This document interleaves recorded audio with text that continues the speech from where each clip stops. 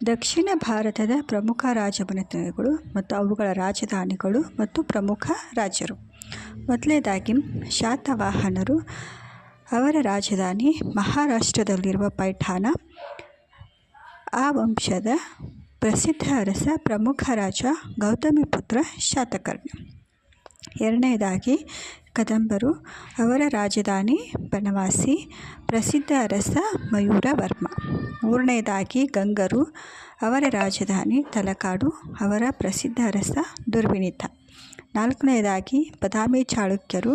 ಅವರ ರಾಜಧಾನಿ ಬದಾಮಿ. ಪ್ರಮುಖ ರಾಜ ಇಮ್ಮಡಿ ಪುಲಕೇಶಿ. ಐದನೇದಾಗಿ ಪಲ್ಲವರು. ರಾಜಧಾನಿ ತಮಿಳುನಾಡಿನ ಕಂಚಿ. ಪ್ರಮುಖ ರಾಜ ನರಸಿಂಹವರ್ಮ. ಆರನೇದಾಗಿ ರಾಷ್ಟ್ರಕೂಟರು. ಅವರ ರಾಜಧಾನಿ ಮಾನ್ಯಖೇಡ. ಪ್ರಮುಖ ರಾಜ ಅಮೋಘವರ್ಷ ನೃಪತುಂಗ. ಏಳನೇದಾಗಿ ಕಲ್ಯಾಣದ ಚಾಲುಕ್ಯರು.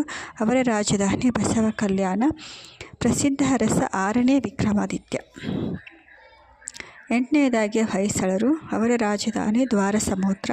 ಪ್ರಸಿದ್ಧ ಅರಸ ವಿಷ್ಣುವರ್ಧನ. ಒಂಬತ್ತನೇದಾಗಿ ಚೋಳರು.